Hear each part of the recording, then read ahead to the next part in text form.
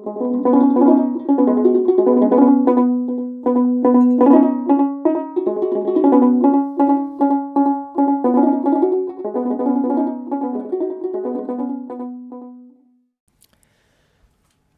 አብ ወወልድ ወመንፈስ ቅዱስ አሐዱ አምላክ። በስመ አብ ወወልድ ወመንፈስ ቅዱስ አሐዱ አምላክ። በስመ አብ ወወልድ ወመንፈስ ቅዱስ አሐዱ አምላክ አሜን። ይትባረክ እግዚአብሔር አምላከ እስራኤል ወአምላከ አበዊነ ቅዱሳን ዘተሳሃለነ ወገብረ መድኃኒተ ለሕዝበ ዚአሁ።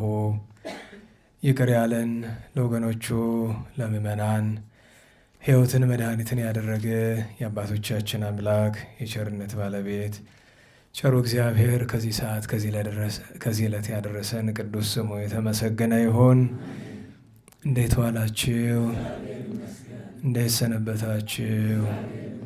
ቸርነቱ ምሕረቱ ይቅርታው በጎነቱ ለዘለዓለም የባሕሪ ገንዘቡ የሆነ ጌታችን አምላካችን ኢየሱስ ክርስቶስ ለአምላክነቱ እንደሚገባ በድጋሚ ስሙ የተመሰገነ ይሁን። ወላዲተ አምላክ ንጽሕት ቅድስት ድንግል እመአምላክ እመብርሃን ማርያም ቅዱስ መስቀል ቅድስት ቤተ ክርስቲያን ያከበራቸው ቅዱሳን ሁሉ ስማቸው የከበረ የተመሰገነ ይሁን። የተመሰገነ ይሁን። እንኳን አደረሳችሁ። የቅዱሳን ሐዋርያት ሥራ ምዕራፍ 7 ቁጥር 51 እስከ መጨረሻው። እናንተ አንገታችሁ የደነደነ ልባችሁም የተደፈነ ጆሮአችሁም የደነቆረ እንደ አባቶቻችሁ መንፈስ ቅዱስን ዘወትር ትቃወማላችሁ። አባቶቻችሁ ከነቢያት ያላሳደዱት ማን አለም? ዛሬም እናንተ አሳልፋችሁ የሰጣችሁትንና የገደላችሁትን የጻድቁን መምጣት አስቀድመው የተናገሩትን ገደሏቸው። በመላእክትም ሥርዓት ኦሪትን ተቀበላችሁ አልጠበቃችሁትም። ይህንንም ሰምተው ተበሳጩ፣ ልባቸውም ተናደደ፣ ጥርሳቸውንም አፋጩበት። በእስጢፋኖስም ላይ መንፈስ ቅዱስ መላ፣ ወደ ሰማይም ተመለከተ፣ የእግዚአብሔርን ክብር። ጌታ ኢየሱስም በእግዚአብሔር ቀኝ ተቀምጦ አየም። እነሆ ሰማይ ተከፍቶ የሰው ልጅም በእግዚአብሔር ቀኝ ተቀምጦ አያለሁ አለም። እነርሱም በታላቅ ቃል ጮኹ፣ ጆሮአቸውንም ደፈኑ፣ በአንድነትም ተነስተው ከበቡት። ከከተማም ወደ ውጭ ጎትተው አውጥተው ወገሩት። የሚወግሩት ሰዎችም ልብሳቸውን ሳውል በሚባል ጎልማሳ እግር አጠገብ አስቀመጡ። እስጢፋኖስም ጌታዬ ኢየሱስ ሆይ ነፍሴን ተቀበል አለም። ሲጸልይ የሚወግሩት ነበረ። በጉልበቱም ተንበርክኮ አቤቱ ይህንን ኃጢአት አትቁጠርባቸው ብሎ ታላቅ ድምፅ ጮኸ። ይህንንም ብሎ ሞተ። ሳውልም በእስጢፋኖስ ሞት ተባባሪ ነበር። ስለ ቅዱስ ቃሉ ቸሩ እግዚአብሔር ስሙ የተመሰገነ ይሁን። ዛሬ እንግዲህ የቅዱስ እስጢፋኖስ ሊቀ ዲያቆናት ወቀዳሜ ሰማዕት ሐዋርያ ዓመታዊ የዕረፍት የኪዳን የልደት 3 የተባበረ በዓል ነውና እርሱን ባስመለከተ ጊዜ ካለ ሌሎች በዓላትንም ጨምረን እንማራለን። ለትምህርታችን ርዕስ እንዳይጠብቅብን ወይ የሚያስቀይሙ ነገሮችን ላለመነጋገር ሲባል መጨረሻ አካባቢ የምናነሳው ርዕስ ይኖረናል። በቤተ ክርስቲያናችን በዚሁ በግብረ ሐዋርያት ምዕራፍ 7 ቁጥር 54 ላይ ወዘንተ ሰሚዖሙ ተምኡ፣ ይህንን ሰምተው ተበሳጩ፣ ወአብደ ልቦሙ፣ ልባቸው አበደ ተብሎ በጥሬው ይተረጎም ይችላል። ተርጓሚዎች ወደ ምስጢር ሄደው ልባቸውም ተናደደ ይላል። እንዴት ዋላችሁ? እንዴት ዋላችሁ? ስለዚህ ልባቸው አበደ ከምንል በጥሬ ዘሩ ሂደን ልባቸው ተናደደ የሚለውን ርዕስ እናደርጋለን። እንግዲህ ቤተ ክርስቲያናችን በቀደም ጌታችን የተወለደበትን ትምህርት፣ በዓል፣ ክብር ጥቂት ተመለከትነ። አምላክ ለምን ሰው ሆነ? ሰው ሆኖ ተወልዶ ተሰዶ አድጎ ተጠምቆ አስተምሮ ታምራት አድርጎ ተሰቅሎ በፈቃዱ ሙቶ በስልጣኑ ተነስቶ ለሐዋርያት ትምህርተ ኅቡዓት መጽሐፈ ኪዳን አስተምሮ አረገ። ጌታችን ካረገ በኋላ ወነበሩ ሐዋርያት ዓመተ ፍጹምተ በኢየሩሳሌም እንዲል ሐዋርያት ለአንድ ዓመት ያክል ኢየሩሳሌምና ዙሪያዋን ብቻ እያስተማሩ ከእስራኤል ሳይወጡ ቆይተዋል። የዚህ ዘመን አገልግሎት ኮከብ ቅዱስ እስጢፋኖስ ነው። ቅዱስ እስጢፋኖስ ወላጆቹ ስምዖን፣ ማርያም፣ በአንዳንድ መጻሕፍት በተለይ በገድሉ ማርያም የሚለውን ሐና ይለዋል። ስመ መንታ ሁና ይመስላል ናቸው። እግዚአብሔርን የሚፈሩ እግዚአብሔርን የሚያከብሩ ከእርሱ አስቀድሞ ይሁዳ የሚባል ሌላ መልካም ልጅ ነበራቸው። 2 ወንድ ልጆች ነው የወለዱ። ትልቁ ይሁዳ፣ ትንሹ እስጢፋኖስ ይባላል። ሌላም ስም አለው። እስጢፋኖስ ማለት አክሊል፣ አንድም አክሊለ ብርሃን ብለው እንዲተረጉሙ ሥርዓተ ኦሪቱን፣ ሕገ ኦሪቱን፣ ባህሉን፣ ወጉን፣ ሕጉን እንዳቅማቸው አስተምረው ነፍስ ሲያውቅላቸው ለገማልያል ሰጥተውታል። በዚህ ምክንያት በአንዳንድ መጻሕፍት ገማልያል አቡሁ ለእስጢፋኖስ ቀዳሜ ሰማዕት የሚል ይገኛል። አቡሁ ማለቱ በስጋ ሳይሆን በመምህርነት። ዛሬ ገማልያልን አብረን እናከብረዋለን። የገማልያልን ቅድስና ብዙ ሰው አያውቅም እና ከገማልያል እግር ከነቅዱስ ናትናኤል፣ ከነቅዱስ ኒቆዲሞስ፣ ከነቅዱስ ጳውሎስ ጋር ሆኖ ብሉይ ኦሪት ነቢያትን የተማረ ሊቅ ነበረ። በጣም የተማረ ነበረ። ትንቢት ተነገረ፣ ሱባኤ ተቆጠረ፣ ምሳሌ ተመሰለ፣ ዘመን ደረሰ እያለ ሲያስብ ሲያወጣ ሲያወርድ ጓደኛ ነበረው። ይሄ ጓደኛው ሲጨዋወቱ አንድ ጊዜ ዜና ይሰማሉ። መጥምቁ ዮሐንስ የሚባል በዮርዳኖስ አውራጃ በሄኖን በሳሌም ዙሪያ እያጠመቀ ነው፣ መንገድ ጠራቂ ነው ይባላል ተብሎ ሰሙና ወደ እርሱ ሄዱ። ከእርሱ ዘንድ ሄደው የሚያስተምረውን ትምህርት፣ የቃሉን ትምህርት፣ የሰውነቱን የቅድስና ሕይወት ተመልክተው ይሄማ የእግዚአብሔር ነው፣ እፌኑ መላኬ ቅድሜከ መልእክተኛዬን በፊትህ ልካለሁ ዘይጸይፍ ፍኖተከ ጎዳናን የሚጠርግ የተባለማ ይሄ ነው ብለው ከጓደኛው ጋር ቅዱስ እስጢፋኖስ ተከተሉት። ከእርሱ እየተማሩ 6 ወር ያክል እያገለገሉት ቆዩ። ከዚህ በኋላ ጌታችን በፈለገ ዮርዳኖስ በደ ዮሐንስ ተጠመቀ።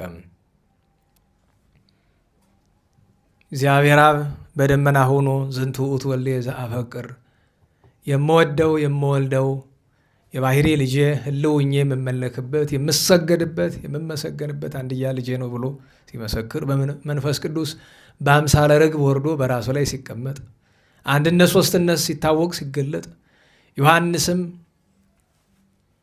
ስለ እርሱ ሲመሰክር ነዋ በግዑ ለእግዚአብሔር ዘያአትት ኃጢአተ ዓለም ሲል ሰሙ። ነገር ግን በዚያ ወራት ከእነርሱ ጋር የነበሩ ዮሐንስና እንድርያስ ጌታችን ተከትለው ሲሄዱ እነሱ ቆዩ። ትንሽ ጥቂት ከቆዩ በኋላ መጥምቁ ዮሐንስ ታሰረ። እርሱ ሲታሰር ደቀ መዛሙርቱ ናቸውና እየሄዱ ይጠይቁታል፣ ይጎበኙታል። ለእርሱ ለመድኃኒታችን ሊዳርጋቸው ፈልጓልና አንድ ቀን ጠራቸው። ሁለቱንም ቅዱስ እስጢፋኖስና ባልንጀራውን፣ ልጆች መልእክት ልላካችሁ። ይኸውም በሉቃስ ወንጌል በማቴዎስ ወንጌልም ተጽፏል። በተለይ በቅዱስ ማቴዎስ ወንጌል በ11ኛ ምዕራፍ አለ። ጠርቶ እስኪ ልላካችሁ፣ ሂዱና ባለፈው ያጠመቅሁት ምስክር ይሆንሁለት እያስተማረ ያለውን የናዝሬቱ ኢየሱስን እንዲህ ብላችሁ ጠይቁት። ይመጣል ብለው ነቢያት የተናገሩለት ተስፋ የምናደርገው መሲህ መድኃኒት አንተ ነህን ወይስ ካንተ በኋላ ሌላ እንጠብቅ በሉት አላቸው። ይህንን ሲል ፈሊጥ ነው። ዮሐንስ ጠፍቶት ወይ ተጠራጥሮ አይደለም።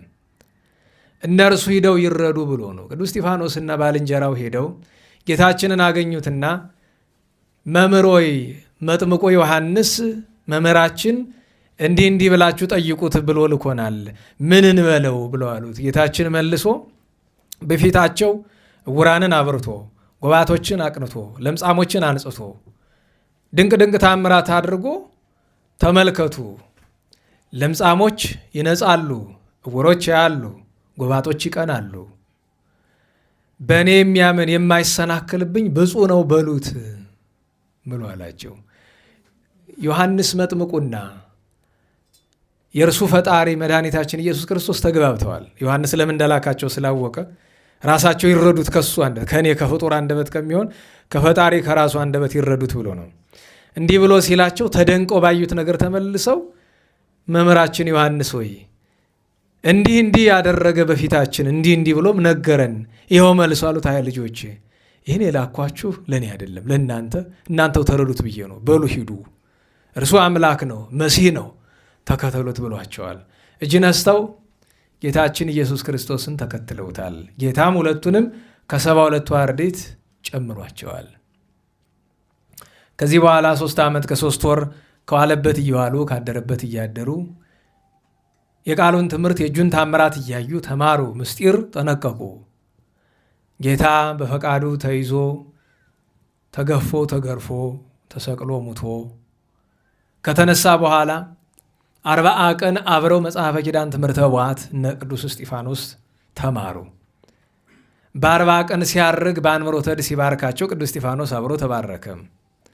በ50ኛው ቀን መንፈስ ቅዱስ ሲወርድ ለቅዱስ እስጢፋኖስ ለ72ቱ አርድእት እንደተገለጠላቸው ብዙ ቋንቋ ተገለጠለት።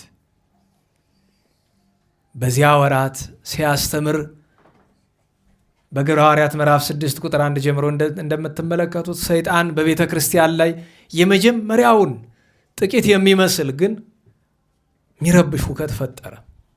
ያም ሁከት ምንድን ነው? የሴት ለሴት ሐሜትና ግጭት መጣ። ችግር ነው። ታውቃላችሁ አባቶቻችን በሴትና በእንስሳ ምክንያት አትጣላ ይላሉ። ለምን? ሴትና እንስሳ የሚያመጣው ኮተት ያጋድላል፣ መጥፎ ነው። መጥፎ ነገር ሆነ ስላችሁ እንዴት ዋላችሁ? በሴት ምክንያት ስትጣላ የግድ መማታትና ማሸነፍ ይኖርብሃል። አለያ ትንቅሃለች። መናቅ ብቻ አይደለም፣ ክፉ ትናገርሃለች። እዚህ በፊት ደጋግሜ የነገርኳችሁ ምሳሌ አለ አይደል? እንኳን በራሱ ጠብ በሰው ጠብ ውጣ እና ወንድነት ይታይ ብላ የረበሸችው ሚስቱን ርቦታል እሱ ደግሞ እሷ ደግሞ ወጥተህ ወንዶቹ እየተቆራቆሱ ነውና አብረ ተቆራቆስ አለችው። እንቆረቆስ ለኳስ እንዳይመስላችሁ ብላ አለችው። ኋላ እንዴት ያለ ትዕግስተኛ ሴት ልጅ ናት! ጥበብና ትዕግስት ያላት እሷ ሳይኖራት እሱ ትዕግስትና ጥበብ ኖረው ምን አላት? እህቴ ሆይ ወጥቼ ስቆራቆስ ብገልም ሞትሽ ነው። ለምን? ገድዬ መኖር አልችልም፣ ፈትቶኛለሽ። በሞትም ሞትሽ ነው። ምን ያደርግልሻል? ይልቅስ ሲገሉማ ላይ ሲሞቱማ ላይ ወጡን አውጭልኝ እንጀራዬ ላይ ብሎ ላይ ይባላል እንጂ ደረቅ እንጀራ አቅርባ ወጥ አላወጣም ሂድ ተቆራቆስ እያለችው ማለት ነው። እና ችግር ነው። እሱም ብቻ አይደለም፣ ሴት የላከችው ምን አይፈራም ይባላል። አዎ እንዲያውም በገጠር እንኳን ጅብ ሞት አይፈራም ይባላል። እና እዛ በኋላ ምክንያቱም ለወንድ ልጅ አንተ እኮ ወንድ አይደለህም ከማለት በላይ መጥፎ ስድብ የለም። በነገራችሁ ላይ እንድታውቁት የሚያስፈልገው ነገር ማንኛውም ሴት ያንስ ይሆናል እንጂ ሴትነት አላት፣ ተደብቆ ይሆናል። ማንኛውም ወንድ ወንድነት አለው። ክፉሉን ካለ ወንድ ልጅ አያቅተውም። ስንፍና ሊኖርበት ሴቲቱም ሊኖርባት ይችላልና ሰውን በጾታው አትፈትኑት፣ መጥፎ ነው። ላድርግ ካለ ከባድ ነገር፣ ሰው መጉዳት እኮ ከባድ፣ ሰው ማጥፋት መግደል ከባድ ነገር እኮ አይደለም። መልካም መስራት ነው ከባድ ነገር፣ ቅድስና ነው ከባድ ነገር እንጂ ክፉ መሆን፣ ክፉ ወንድ ክፉ ሴት መሆን ከባድ ነገር አይደለም። ሴቶቹ ከአሕዛብ የመጡ ሴቶችና ከአይሁድ ያሉ ሴቶች እርስ በርስ ተቸጋገሩ። አንዷ አንዷን በሙያዋ ትተቻታለች፣ አንዷ አንዷን በምግብ እንደዚያ እያሉ ነገሩ ከሴቶች አልፎ ወደ ወንዶች ደረሰ። በወንዶች ምክንያት ብጥብጥ ደረሰ። በዚያ ጊዜ ሐዋርያት ጉባኤ አደረጉ። የእግዚአብሔርን ቃል ትተን እናንተን ስለ ምግብ እናመካክር? ስለ እናንተ ምግብ ሰፈራ፣ ስለ ሙያ እንነጋገር? የእግዚአብሔርን ቃል ትተን ለምግብ እንጠመድ ለእንጀራ ብለው ኃይለ ቃል ቅዱስ ጴጥሮስ ተግሳጽ ተናገረ። በሉ አሁንም ከዛሬ በኋላ እንዲህ ያለ ችግር እንዳይፈጠር 8,000 ክርስቲያኖች ነው ያሉ በዚያ ወራት። እነዚህን የሚያስተዳድሩ አንድ አለቃ፣ 6 ተወራጆች፣ ከሴቶች ደግሞ የሚያስተዳድሩ ይመረጡ ተባለ። በዚያ ወራት መንፈስ ቅዱስ 7 ወንዶችን ከ72 አርድእት ውስጥ መረጠ። ከነዚህ ከ7ቱ ውስጥ ለአለቅነት ቅዱስ እስጢፋኖስ ተመረጠ። ተወራጆቹ ከሱ በታች ያሉት እነ ቅዱስ ጢሞና፣ ኒቃሮና፣ ጳርሜና፣ ፊልጶስ፣ ኒቆላዎስ የመሳሰሉት ናቸው። 6ቱ በስራቸው ቅድስት ማርያም መግደላዊት አለች። በማርያም መግደላዊት ስር 35ቱ ቅዱሳት አነስታሉ። እነሱ ሴቶችን ያስተዳድራሉ። 6ቱ ደግሞ ለብቻቸው ወንዶችን የሚያስተዳድሩበት አላቸው። አሁን የ7ቱ ቅዱሳን ዲያቆናት ስራ መደበኛ ስራ 2 ነው። አንደኛ ስጋዊውን፣ ሁለተኛ መንፈሳዊውን ነገር ማስተዳደር ነው። ስጋዊው ነገር ምንድን ነው? ስጋ አስተዳደር በቤት ውስጥ አለ አይደለም? ማን ሰውን ያሰማራሉ። አንተ በዚህ ዋል በዚህ ደር፣ አንቺ በዚህ ዋይ በዚህ ደር ብሎ ሁሉን ያሰማሯቸዋል። ከስራቸው ያሉትን ቅዱሳት አንስት በታች ያሉትን ያሰማራሉ። ሁሉም ይታዘዛል። እንዲህ እያደረገ ያ ተነስቶ በምግብና በሴቶች ምክንያት የተነሳው ሁከት ጸጥ አለ፣ ሰላም ወረደ። ሐዋርያት ደስ አላቸው። እስጢፋኖስ አንዲት ሐዋርያት ከሰጡት ጌታ ካዘዘው ሐዋርያት ካዘዙት መካከል አንዲት የውጣ አንዲት ነጥብ ስህተት ሳይፈጥር 8,000ውን ማህበረሰብ ወስኖ ገጥቶ አስቡት። እዚህ በአገልግሎት ደረጃ ስንት አላችሁ መደበኛ አገልጋይ? ያንን መያዝ እንኳ ችግር ነው አይደል? 5-10 ሰው መያዝ ችግር ነው። እሱም ብቻ አይደለም እንዲያው ተወቃቅሰነው አይረባም ነው እንጂ በብዙ አሁን ለምሳሌ ዛሬ መድረክ መሪ አልነበረም። ለምንድን ነው መድረክ መሪ ያልነበረው? ያው የምታውቁት ነው። በሰዓት ለማንኛውም ጊዜ በሰዓት መጀመር ጥሩ ነው። እቺ መዘግየቷ በ10 ሰዓት ተኩል ምህላም ላይ አለች። የመንፈሳዊነት አንዱ መገለጫው ሰዓት ነው። እኔ ማርፈዱን ሳውቅ ደስ ነው ያለኝ። ለምን? ትምህርቱ ያጥርልኛል፣ እኔም ትንሽ ከድካም ማርፍ እንደሆነ ብዬ። ለእኔ የሚያስከፋ ነገር አይደለም። ግን ትምህርት ከተጀመረ በኋላ እኔ እንደፈለግኩት አይሆንም፣ ሊረዝም ይችላል፣ ደግሞ ይመሻል እንጂ እኔ ትምህርት ቢያጥርልኝ ደስታዬ ነው። ከዛ ደግሞ ለዚያውም ያሁሉ ሰዓት፣ ምክንያቱም ምህላ የተጀመረ 30 ደቂቃ አርፍዶ ነው። ከዚያ በኋላ ደግሞ መድረክ ለመምራት የሚወጣ ሰው ጠፋ። ስለዚህ ስንክሳር አንብቡ አልኳቸው፣ አነበቡ። እዚያ በኋላ ያው ትምህርቱ ቀጥታ ተከተለ። እንደ ወትሮው መድረክ መሪ አልነበረንም። ያው መድረክ መምራት በረከታችሁ እንደሆነ እንዳትረሱት። ሲውል ሲያድር እንደ ዝክረ ቅዱስ ዳዊትና እንደ ሌሎች በዓላት ይህንንም መድረክ መሪ የሌለው እንዳናደርግባችሁ፣ እንዳይቀርባችሁ። እውነቴን ነው። እና ማስተዳደር ማለት አሁን ለምሳሌ ለምንድን ነው እየስጠይቀው አንዱን አገልጋይ ምን አለኝ? ተረኞቹ ናቸው ብሎ አመካኘ። ማን ነው ተረኛ? ይዛሬ ዝም ብሎ እኮ ማለፍ የለም። ማን ነው ተረኛ? ማን? እሱ እኮ ነው ራሱ ተረኞች ናቸው ጥፋተኛ ያለኝ። የት ነው ያለ እሱ ራሱ? አሁን ማን? ቴዎድሮስ ልባም እንለው ነበር። ዛሬ ስሙን ቀይረን ልባ ልባ ብለነዋል ለተወሰነ ጊዜ። ምክንያቱስ አስባችሁታል? ደውሎ እኔ ዛሬ መምጣት አይቻለኝም፣ እናንተ ፍሙንም አፍሙ፣ አዳራሽ ክፈቱ፣ ዝግጅት አድርጉ፣ ምህላው በሰዓት ይጀመር ብሎ ማለት አለበት። ያኩታራ ለቢነግረው ቶሎ መጥቶ እሱ ማስጀመር ይችላል። ለእኔም እንኳ ቢደወል እኔም መጥቼ ጀመሬ መቆየት እችላለሁኝ። እዚሁ ስለሆንኩኝ ችግር የለውም። እና አይታችሁ ከሆነ ጥቃቅን ነገሮችን እንዴት ዋላችሁ? ጥቃቅን ነገሮችን የማልዘልበት ምክንያት አሁን የሐዋርያት ማህበር እንዲህ ያናወጠው ነገር አስባችሁታል? ምግብ የሐዋርያትን ማህበር አይደለም የእኛንም ያናወጥ አይመስልም አይደል? የኛ የተራዎቹን የሀጣንን አይመስልም አይደል? የምግብ ጉዳይ የሴቶች መተማማት የሐዋርያትን ማህበር እንኳ አነቃንቆታል። የስህተት ትንሽ የበጎነት ትንሽ የለውም። ሁልጊዜ ላችሁ የለ አትስሙም አትይዟትም የህይወት መርህ ናት አይደል? የቅዱሳን አባቶቻችን እውነትል ተአቀብ እምንኡሳት ከመ ይትደቁ ውስተ አብያት። ከትልቁ ጥፋት እንዳትወድቅ ትፈልጋለህ? ከትንንሹ ጥፋት ተጠንቀቅ ተጠበቅ ብለዋል።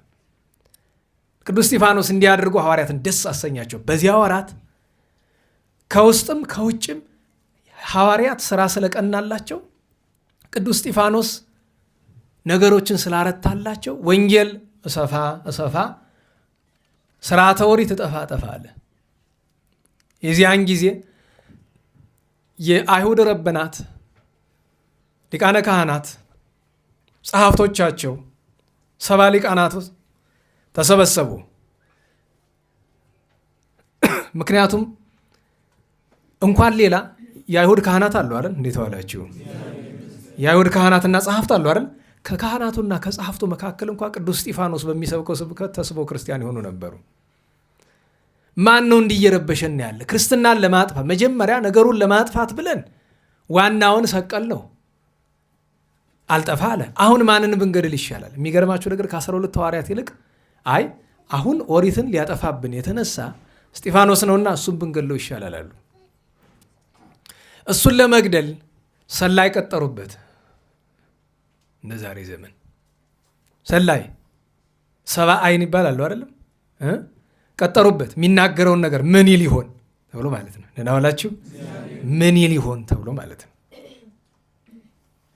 የሚናገረውን ነገር ወስዶ ለማካሰስ ታውቃላችሁ፣ ጉባኤ ወደ እግዚአብሔር ጉባኤ እዚህ ብቻ አይደለም፣ አብዛኛው ጉባኤ ላይ ምን ይባል ይሆን ብሎ ወስዶ ነገር ለማድረስ የሚመጣ ሰው አለ።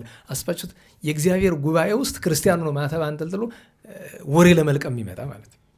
ምን ይባል ይሆን ብሎ የሚያስብ ፈጽሞ አይምሮ የደነቆረ ልቦና የደነደነ ቅዱስ እስጢፋኖስ እንዳላቸው እነሱን ማለት ነው። እንዲህ ሲፈልጉ ምክንያት አጡበት። ምክንያት ካጣንበት ለምን ምክንያት ራሳችንን ማንፈጥር? አንድ ነገር ልንገራችሁ። ዓለም አቀፍ የዜና አውታሮች አሉ አይደል? ሲኤንኤን፣ ኤቢሲ፣ ሲቢሲ፣ ቢቢሲ ምናምን የሚባሉ እነዚህ የዜና አውታሮች በጣም ሀብታሞች ናቸው። ሀብታሞች ስላችሁ በጣም ከምታስቡት በላይ እና አንዳንድ ጊዜ ዜና ይጠፋል። ዜና ይጠፋል ስላችሁ እንደኛው ሀገር ማሳ ምናምን የሚባል ዜና እንትና እንደዚህ ያለ ምናምን አይደለም። እንዴት ዋላችሁ? እንዴት ዋላችሁ? ዜና ሲያጡ ምን ያደርጋለሁ መሰላችሁ? አንድ የደሃ ሀገር ይሄዳሉ። እንደኛ ካለው ሀገር ይመጡና ሰዎችን ሰብስበው መንግስቱ እየበደላችሁ ነው እና በጀት እናቀርብላችሁ ተቃውሙ ይሏቸዋል። ተቃውሞ ይወጣሉ። ምርጥ ዜና ማለት እሱ አይደል? በቃ ዜና ምን ይባላል? ይሄ በዘመናዊ አነጋገር ዜና መፍጠር ይባላል። መዘገብ አይደለም፣ ዜና መፍጠር ነው። እንደዚህ አድርገው ብዙ ሀገራትን አፍርሰዋል። ያ ተቃውሞ አይበርድም። እዚያ በኋላ ችግር ነው የሚሆን። በነገራችሁ ላይ አንዳንድ ጊዜ ማንም ቢበድለን በተለይ አስተዳደር ከሆነ ምድራዊ ምን ሰማያዊ ከመቃወማችን በፊት የተቃውሞ ምንጭ ማወቅ አለብን። ይሄ በነገራችሁ ላይ የፈለገ ቢሆን ማወቅ አለባችሁ። አንድ የተቃውሞ ምንጭ ምንድን ነው? ሁለተኛ ትርፉ ምንድን ነው? ሶስተኛ ያኛውን ተቃውሞ ስታወርደው ማን እንደምተካ መጀመሪያ ማወቅ አለብን። እንዳትረሱ ወደኋላ ሄዳችሁ በ66 የነበረ ወጣት ለሱ ስኬቱ ቀዳማዊ ኃይለ ሥላሴን ማውረድ ነው። የተሻለ ነው የከፋ ነው የመጣ ችግር ነው። እንዲያያላችሁ ታሪክ ብትቆጥሩ በእኛም በሌላውም ሀገር ችግር ነው። እንደዚህ ያሉ ተመሳሳይ ችግሮች አሉ እና ስኬት ይመስለዋል። አሁን የሆነን አካል በስልጣን ያለ የሆነን አካል ማውረድ ብቻውን ስኬት አይደለም። በነገራችሁ አሁንም ቢሆን አይደለም። ቀጥሎ ሀገር ምን ይሆናል ብለህ አስብ። ቀጥሎ ሀገር መሸከም የሚችል ሰው እንዳለህ እወቅ። ስኬት አይደለም። በነገር ላይ እንዴት ዋላችሁ? ያችን የምትቃወመው ሰው ያለባትን ወንበር አንተ ልትቀመጥባት አትችልም። ምናልባት ብትቀመጥ ልትከፋ ትችላለህ። ታውቀዋለህ? አንዳንዴ ማሰብ አለብን። ምክንያቱም ምንም ይሁን ምንም እንዴት ዋላችሁ? እኔን የበደለኝ ሰው ቢኖር ያንን ሰው መቃወም ካለብኝ በራሴ አስቤ አውጥቼ አውርጄ ነው እንጂ እገሌ መጥቶ ተቃውሞ ስላለኝ ልቃወመው አይገባም። ገብቷችኋል? እንዴት ዋላችሁ?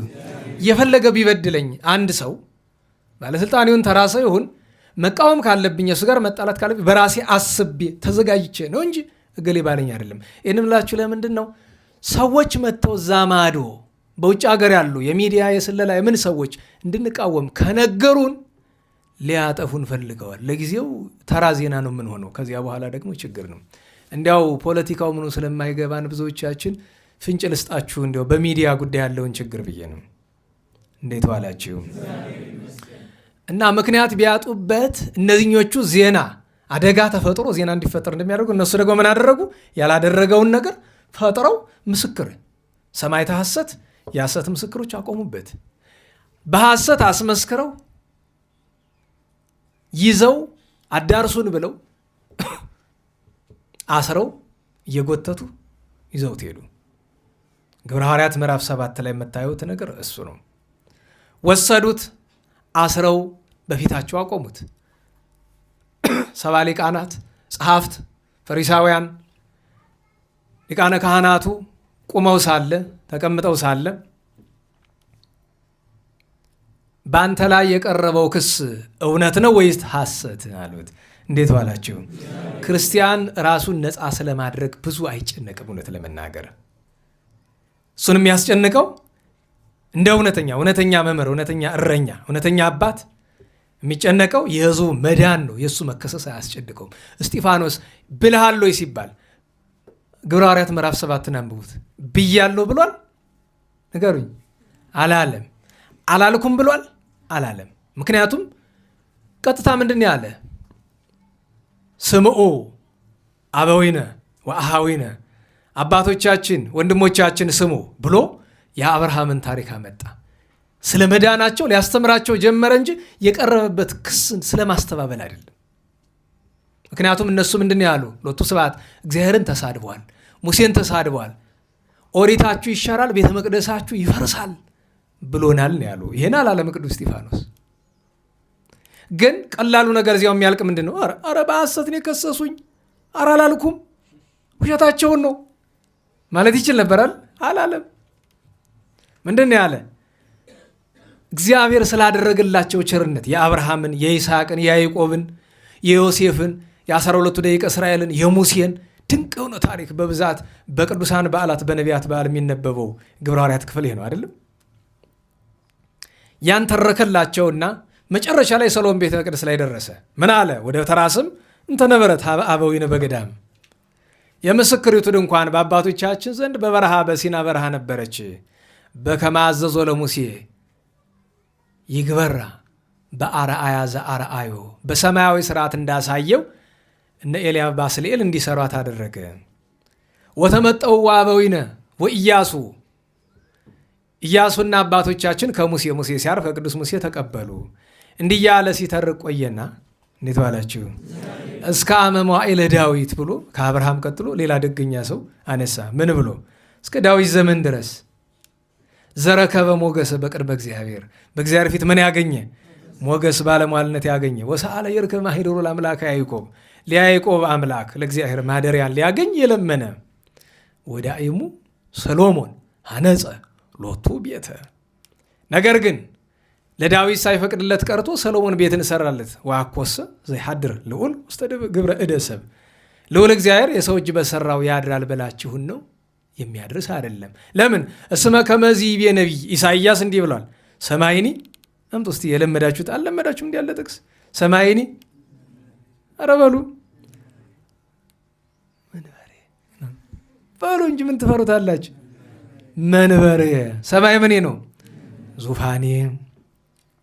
ወምድርኒ አምጡ መከየደ እገሬ። ምድር ምንድን ነው? የእግሬ መረገጫ ነው። አየኑ ቤተ ተሐንጹ ሊተ። ተርጉሙ የምትሰሩልኝ ቤት እንዴት ያለ ነው? ወአይኑ መካን ውእቱ መካነ ምዕራፌ፣ ለእኔ ማደሪያ የሚሆን የምትሰሩት እንዴት ያለ ነው? አኮኑ እደውየ ገብራ ዘኩሎ ለያይቶ አይደል? ዳንኤል ላይ እኮ አለ አይደለም? ዳንኤል ላይ አስተውላችሁታል? ዘ ለብቻ ትበል፣ ትርጉሟ ሌላ ነው፣ ለብቻ ናት። ዘኩሎና ዘኩሎ ማለት የተለያዩ ናቸው። ዘኩሎ ሁሉን ማለት ነው አይደለም? ዘኩሎ ማለት ግን ይህንን ሁሉ ተብሎ የተረጎመ የለ። እጆቼን ሁሉ ፈጥረው የለ እስከዚህ ድረስ ሰበከላቸው፣ አስተማራቸው። ከዚህ ሁሉ ትምህርት በኋላ ቀጥሎ ቅድም ያነበብኩላችሁ ክፍል መጣ። ቅዱስ እስጢፋኖስ እናዋላችሁ ምን አለ? እናንተ አለ ይህን ሁሉ አስተምሯቸው።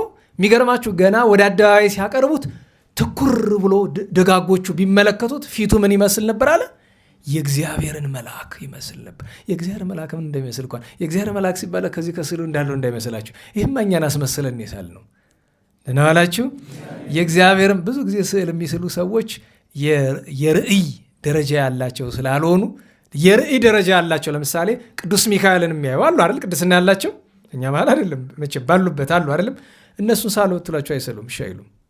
ለምን? ያንን የሚመስል አርአያ መሳል አይችልም ከተሆኑ። ዝትነ ማርያምን ያዩት ሳሉ ብትሉ እንኳን ይቅርና እንዲያው እነዚህ በፊት ገጥሞኛ ቃል እንዲያው እመቤታችን እንዲያው ገጥሟቸው እግዚአብሔር አድሏቸው ከብዙ ገድል በኋላ ማየት ይቻሉና ምን ትመስላለች እንደሷን ተውና ልብሷን ለመግለጥ እንኳን የልብሷ አንዲት ጫፍ ዘርፍ ምን እንደሚመስል እንዴት በስዕል መግለጥ ይቻላል? ይሄ ስዕል በእግዚአብሔር ትእዛዝ የመጣ መንፈሳዊ ቅዱስ ነገር ነው። ነገር ግን ቅዱሳንን ይመስላል ማለት አይደለም። እመቤታችን ስል እመቤታችን ይመስላል ማለት አይደለም። እኔ በነገራችሁ ላይ እመቤታችን እንዲያው በጣም ትመስላለች ከተባለ በጣም ብዙ እኔ በሺህ የሚቆጠር ዋሽቼ አጋንኘው አይመስለኝም። በሺህ የሚቆጠር እመቤታችን ስላይቻለሁ። በትክክል ግን እመቤታችን ማንን ትመስላለች ከተባለ ከቅዱስ ዳዊት ጋር የተሳለውን ስዕል ትመስል ይመስለኛል ያልኩ ደግሞ አሁን አንተ ቤት ስላለ ለራስ ስዕል አዳለህ እንዳትሉኝ፣ እውነቴን ነው። በእውነት ቀና ብሎ ለማየት ሁሉ ይከብዳል። ይመስለኛል ያልኩኝ እንግዲህ ነው አላልኩም። ለምን ወዴት አይቼ ምኑን አውቄው እና እንዴት ዋላችሁ?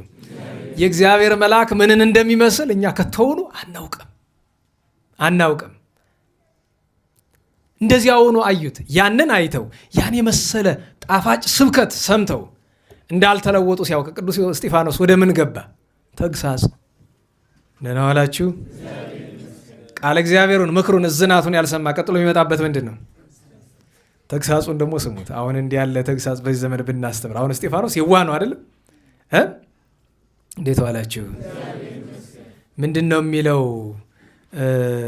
መልክአ አቡነ አብየ እግዚእ ላይ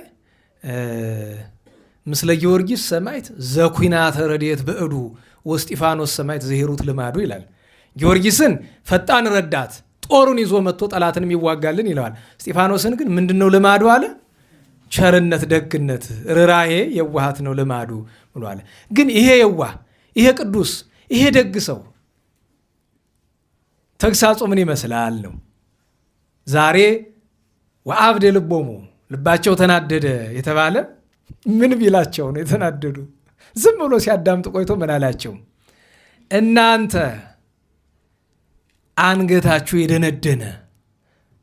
እስቲ በሞቴ አንገት አላችሁ አይደል? ያውም አንዳንዶቻችሁ ቅጥል ነው። ቅጥል ማለት ቅጥያ ያለው የረዥም ለማለት ነው እንጂ ተቆርጦ የተቀጠለ አይደለም። ንኩት እስቲ ንኩት እንጂ ደንዳና ነው ስታዩት ደህና ነው። አንገቱ የደነደነ ሰው ለመዞር ይቸገራል አይደል? እያለ ያለው ግን ክሳደ ልቦናችሁ የደነደነ ወደ እግዚአብሔር ለመመለስ የማይቻላችሁ ልባችሁ የተደፈነ። አቤት ጉድ አቤት ጉድ! አስባችሁታል? እንስራ ወይ የሆነ የውሃ ማስቀመጫ ዕቃ ከአንገቱ በታች እናንተ ሳታዩት የሆነ አካል መጥቶ ደፍኖት ይሄዳል። ውሃ ብትከቱበት አይሞላም፣ ዝም ብሎ ያፈሰዋል። እንደዛ ሆነናል እኮ አይደለም? የተደፈነ ልባችሁ የእግዚአብሔርን ቃል ለማዳመጥ የተደፈነ፣ ኋላ ደግሞ ምን አለ? ጆሮአችሁ የደነቆረ።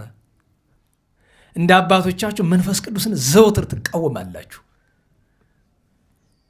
እነሱ ብቻ ሳይሆን አባቶቻቸውን ማመጣ። አሁን የዚህ ዘመን ስብከት ቢሆን ተመልከቱ። ደግሞ የእኛ ለበቃ ብሎ አባቶቻችን እየነቀፈ ይላል። የት ይቀርልሃል? ሰባኪ ሁሉ ይሁዳ ይሁዳ እያለ ይነቅፍ የለ? ሞተ ብለህ ማተወው ታዲያ። አየህ፣ መንፈስ ቅዱስ እንደ አባቶቻችሁ ዘውትር ትቃወማላችሁ። አባቶቻችን ነቢያትን አሳደዋል፣ ገለዋል የሚለውን መሰረታዊ ነገር ከነገራቸው በኋላ በመላእክት ሥርዓት ኦሪትን ተቀብላችሁ አልጠበቃችሁም አላቸው። እንዲህ ባላቸው ጊዜ ነው ምን አለ? ወሶ በሰሙ ዘንተ፣ ይህንን በሰሙ ጊዜ ተምኡ፣ ምን አሉ? ተበሳጩ፣ ተቆጡ። ወአብደ ልቦሙ፣ ልባቸው ተናደደ አለ። እንግዲህ እዚህ ላይ ሀተታ ልንሰጥ ነበረ። ምን ያደርጋል? ለማን? ለእናንተ? አይ ለእናንተ ተናገር። ምን ያደርጋል? እንዴት ዋላችሁ? ልትማሩ ነው የመጣችሁ አይደለም? አሁን ተናገርኩ፣ ተናዳችኋል? ንገሩኝ። ስለዚህ ለእናንተ ሀተታው ምን ያደርግላችኋል? ነገ ጥር 2 ነው። ዛሬ ጥር 1 ነው። ጥር 1ን ስናይ መድኃኔ ዓለም ጌታችን ኢየሱስ ክርስቶስን ተመስገን አንለው? ትናንት ዘመኑ ከገባ 120 ቀን አይደል? 120 ቀን ላሳለፈ መድኃኔ ዓለም ክብር ምስጋና አይገባም? ዛሬ ጥርን ሲያሳየን ወርሃ ጥር ሲነጋ ተመስገን አይባልም ነው? ተመስገን እንድትሉት ይመማችሁ፣ ፈተና ያንገብግባችሁ፣ ይጥበሳችሁ። ምንም ነገር የሚመሰገን መቼ ነው? ያጡት ቀን አይደል? እንዴት ዋላችሁ? ዛሬ የምትንቃት ምሳህ ጨርሳ ስትጠፋ ቀን ታመሰግናታለህ። ዛሬ ምንም የማትመስለች ሰላምህ ስታጣት ቀን ታመሰግናታለህ። አዎ እስክናጣው አንጠብቅ ብዬ ነው። መድኃኔ ዓለምን ለሰጠን ነገር ሁሉ ክብር ምስጋና እናድርሰው።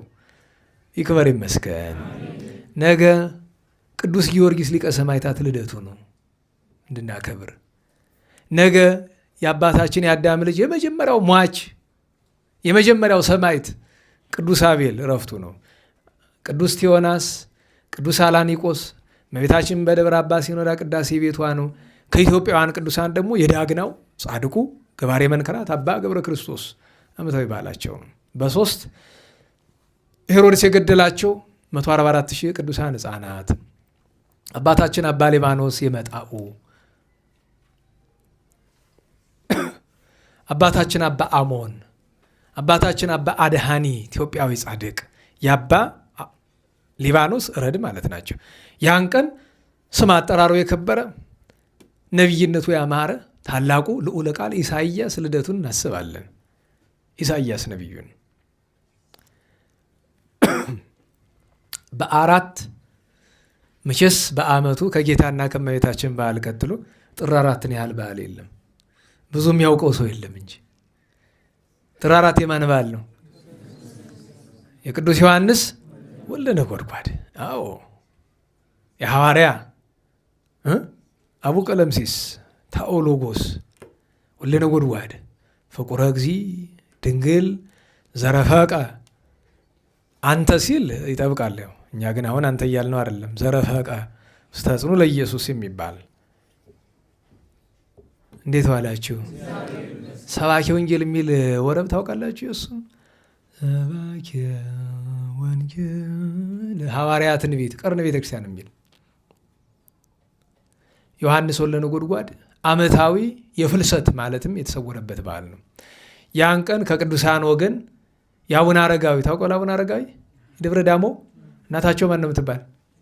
ቅድስት እድና ጥር 4 ነው ረፍቷ። አባ ናርዶስ የሚባሉ የደብረ ቢዘን ኤርትራ ያለ ገዳም ዘንዶውን በጥላው የገደለው አባ ናርዶስ። ዋሸራ ታውቃላችሁ? ጎጃም ዋሸራ የቅኔ ቤት።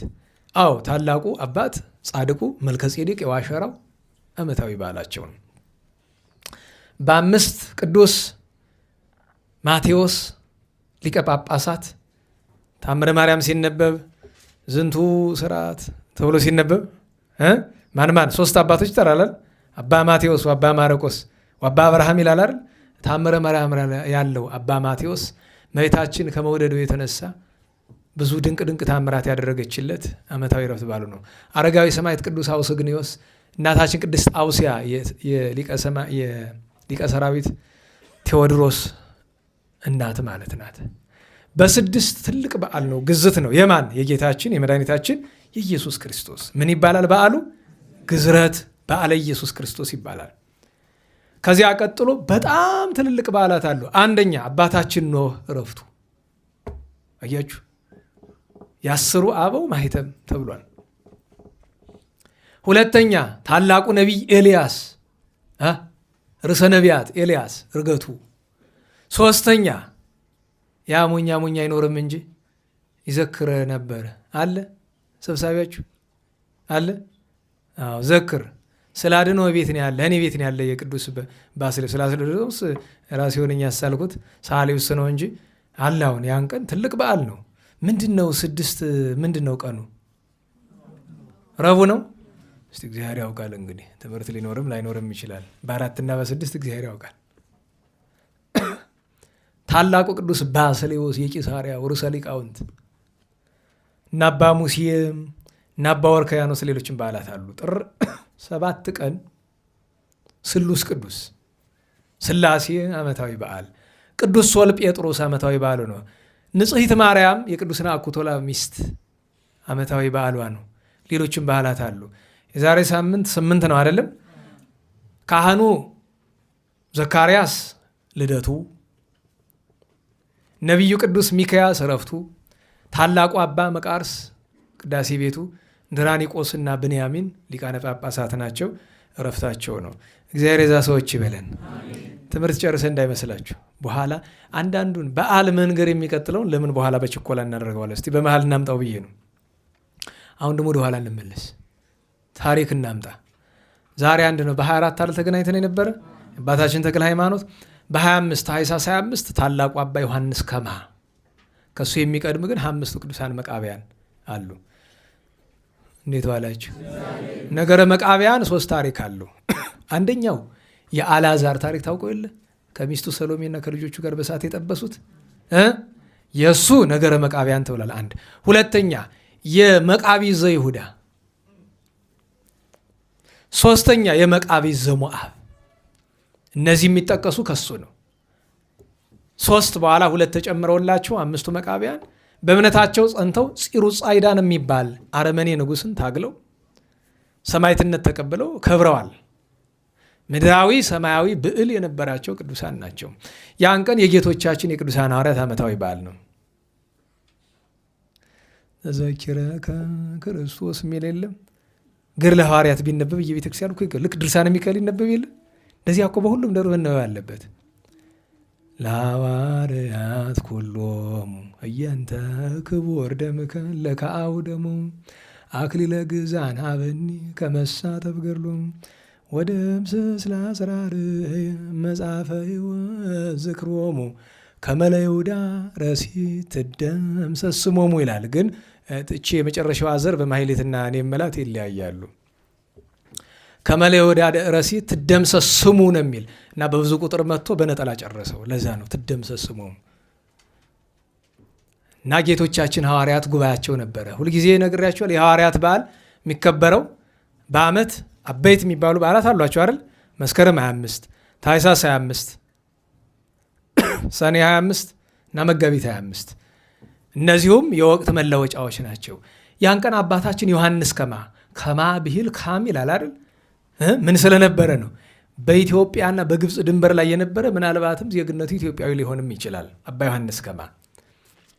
የአባ ዮሐንስ ከማ ለየት ያለ ገድሎ ምንድን ነው? እስቲ አምጡ የለመዳችሁ ምንድን ነው? እስቲ አንዳንድ ጊዜ የቅዱሳንን ታሪክ እስቲ ልጠይቃችሁ። ምንድን ነው የአባ ዮሐንስ ከማ ለየት ያለ ታሪኩ?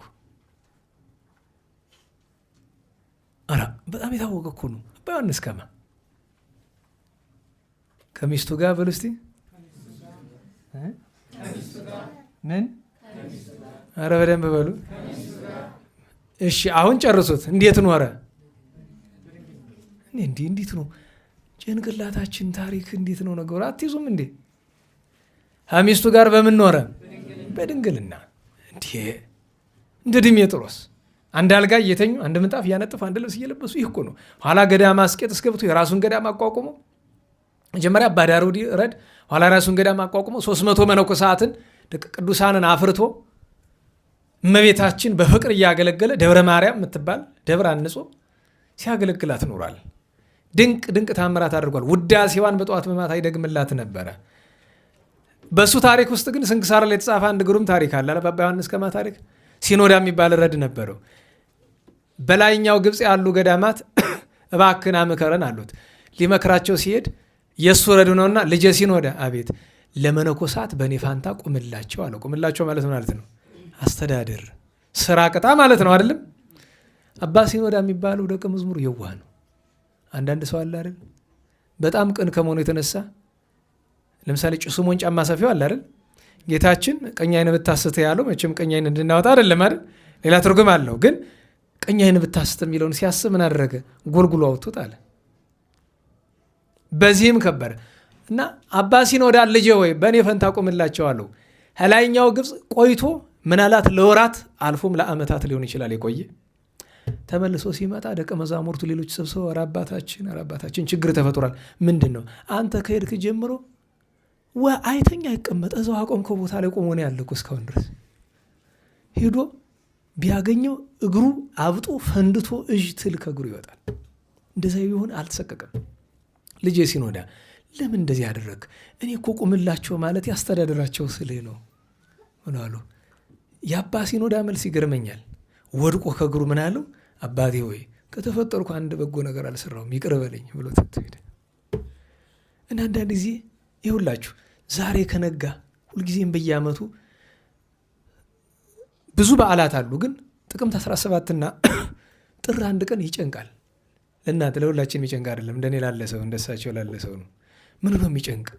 ሁልጊዜ ይሁላችሁ የጥቅምት 17ና ጥር 1 ላይ ዲቁና ላላችሁ ሰዎች ጠዋት ወይ ሌሊት ብቻ ጸሎት በምታደርሱበት ጊዜ ቅዱስ እስጢፋኖስን ይቅርታ መለመን ይቅር በለን ክህነትህን አዋርጃታለሁ ያንተን ንጹሕ ክህነት ተቀብዬ ወዲህ ብዙ ኃጢአት ሰርቻለሁ ክፉ ሰርቻለሁ ወዲህ ደግሞ አንድ በጎ ነገር አልሰራሁም ብሎ ይቅርታ መለመን ይገባል። ጌታችንም ጌታዬ ሆይ ይችን ንጹሕ ክህነት ለቅዱስ እስጢፋኖስ የሰጣትን ንጹሕ ክህነት አልተጠቀምኩም፣ በጎ አልሰራሁባትም፣ መሸቀጫ አድርጊያታለሁ፣ መከበሪያ ተወድሶ ከንቱ። አባቶቻችን ምን ይላሉ? አንድ ቅድም አንድ ደግ ሰው መጥቶ ምን አለኝ፣ አንድ መምህር እንዲህ ሲሉ ጠየቁ፣ ቤተ ክርስቲያንን በዚህ ዘመን የሚመራት ምንድን ነው ወይስ ማን ነው ብሎ አሉ። አይ የቄርሎስ ትምህርት አለ አንዱ መልሶ፣ አይደለም። የአፈወርቅ ትምህርት አይደለም። የሐዋርያት ትምህርት አይደለም። የነቢያት ትምህርት አይደለም። የክርስቶስ ትምህርት አይደለም። እሺ አባታችን ታዲያ ምንድን ነው ሲሉ፣ ውዳሴ ከንቱ ነው የሚመራት። የዚህን ዘመን አገልግሎት በነገራቸው ላይ ውዳሴ ከንቱን ግፍፍ አድርጋችሁ ብታወጡት አንድም ሰው ከትሆኑ መድረኩ ላይ አይገኙም፣ እኔን ጨምሮ። ደህና ዋላችሁ? እንዴት ዋላችሁ? ስገባ ትነሱ የለ አትነሱም? ላስተምር ስነሳ ትነሱ የለ? አንዳንዶቻችሁ ጉልበት ነሳ ምትሉ የለ? አቧቦ ትሉኝ የለ? መምህራችን ምናምን ትሉ የለ?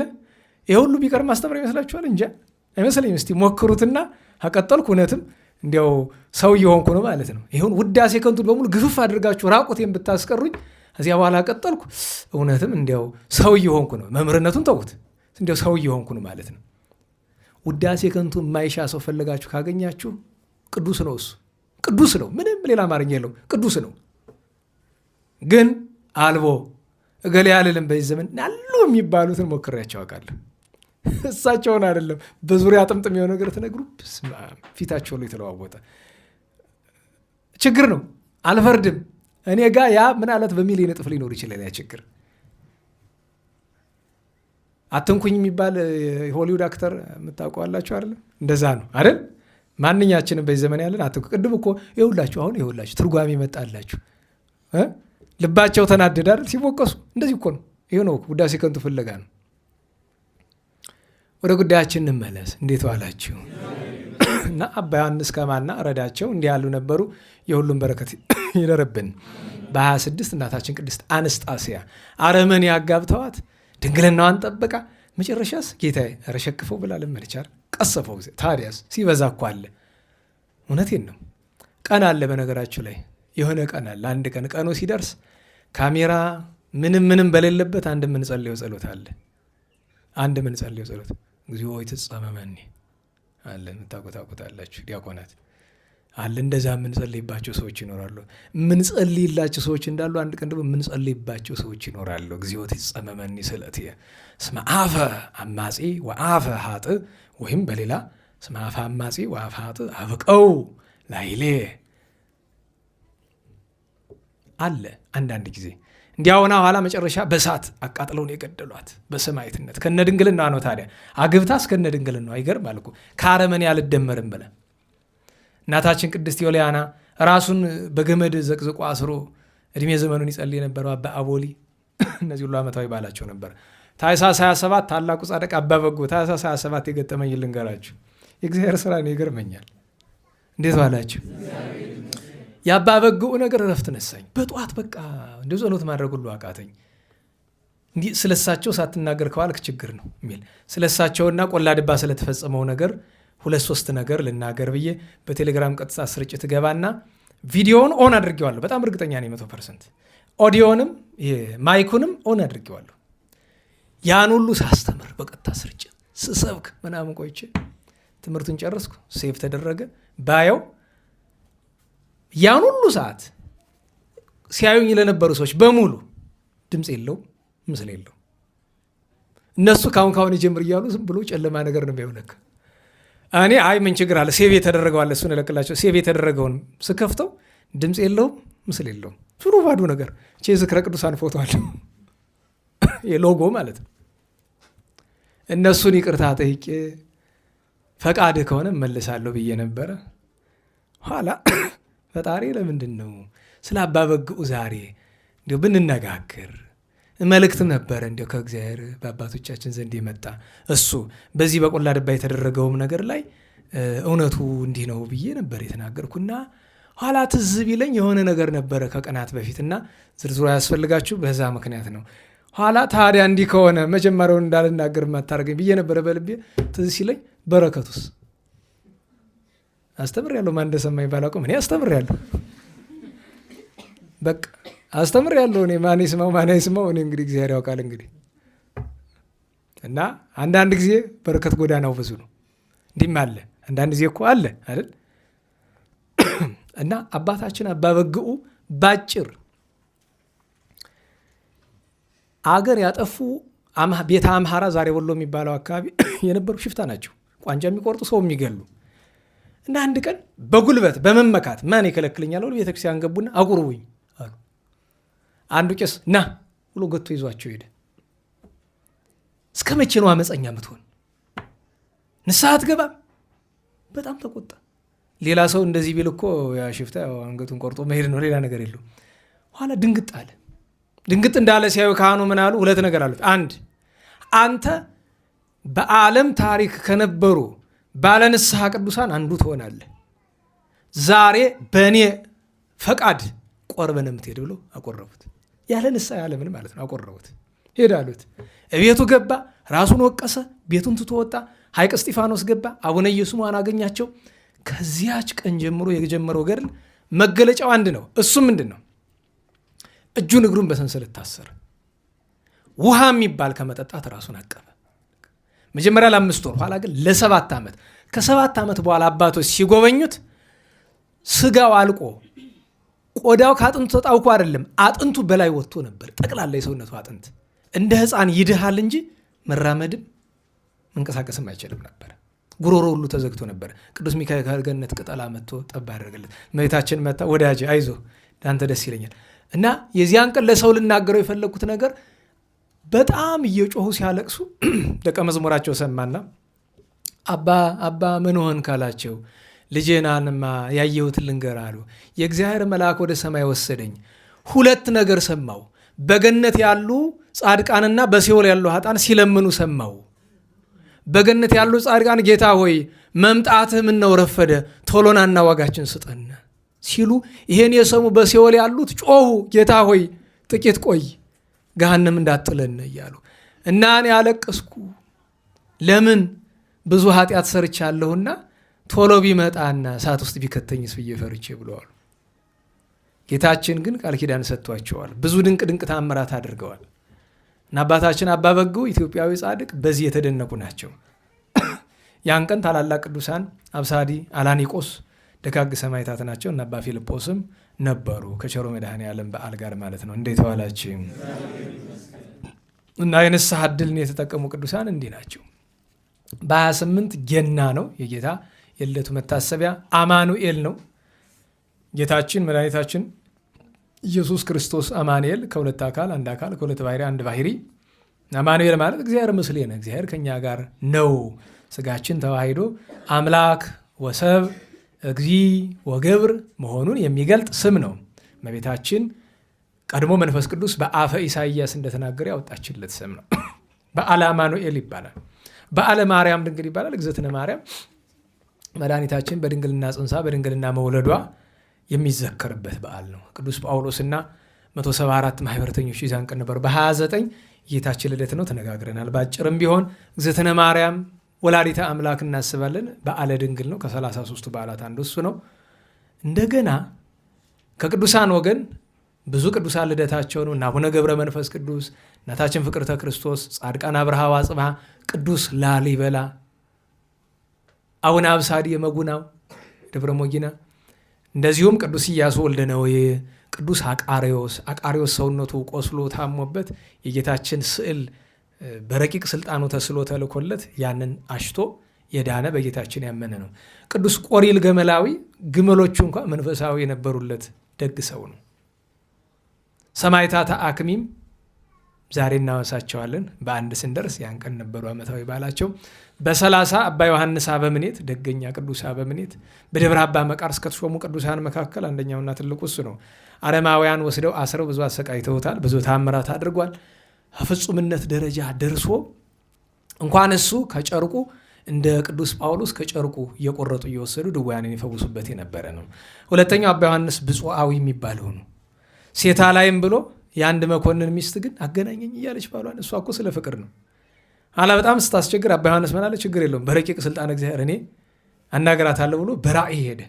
አያችሁ፣ የእሷም ደግናትና ፍላጎቷ እንዳይቀር እሱ ባሕታዊ ነውና ሕግ እንዳይጥስ በምን ተገናኙ?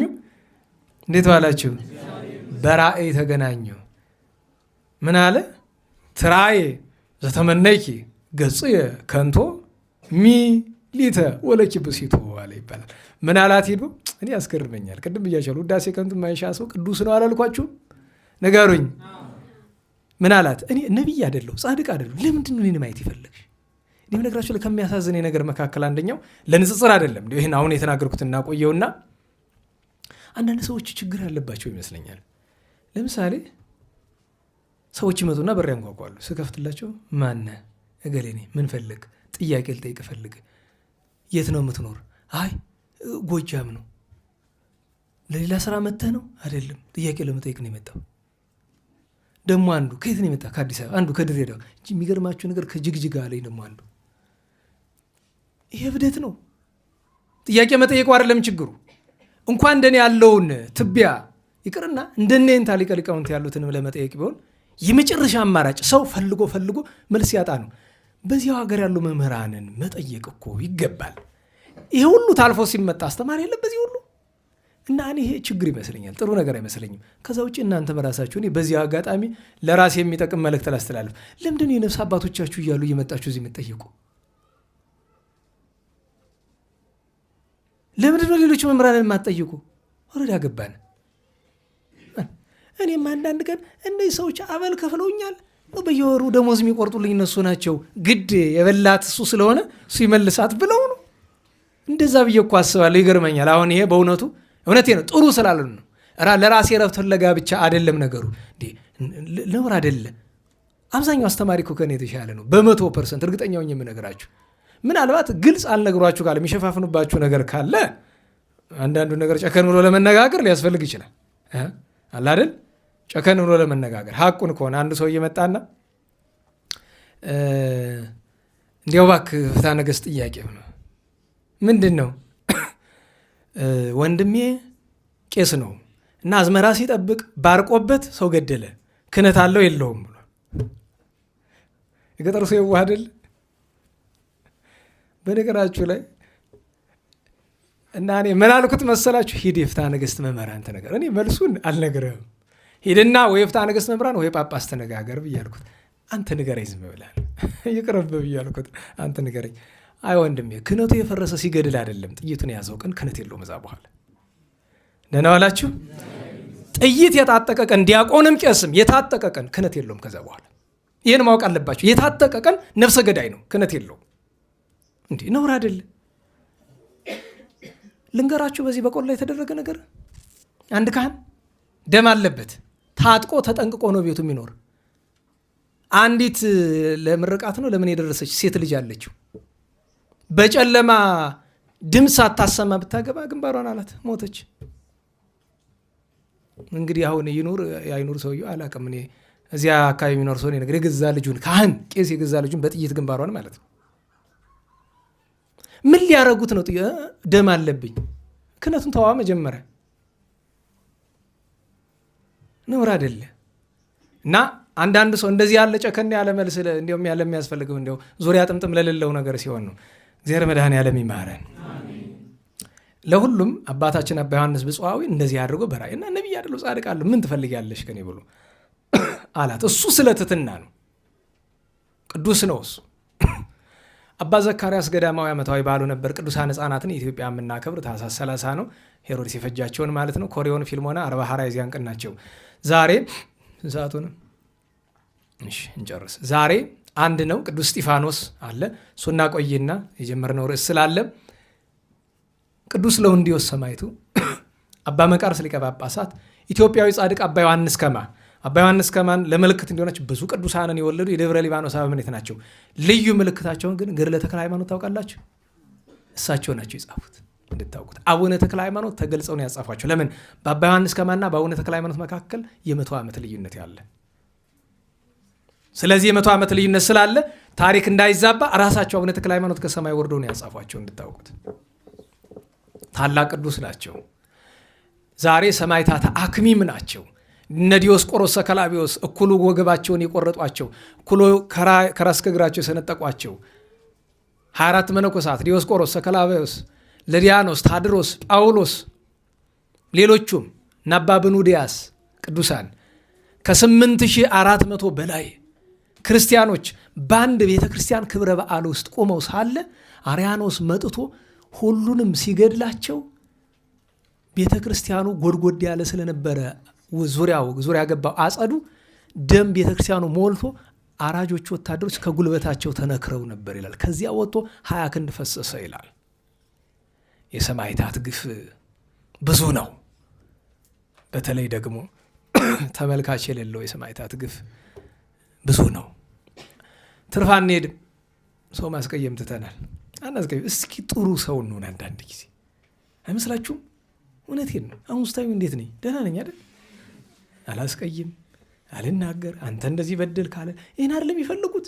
ደስ ይበላቸው። እስካሁን የተናገርነው ይበቃል። እሳት ለማዝነብ ከበቂ በላይ ነው። ምን ያደርጋል? እስካሁን ያልሰማ እዚህ በኋላ ቢነግሩት አይሰማም።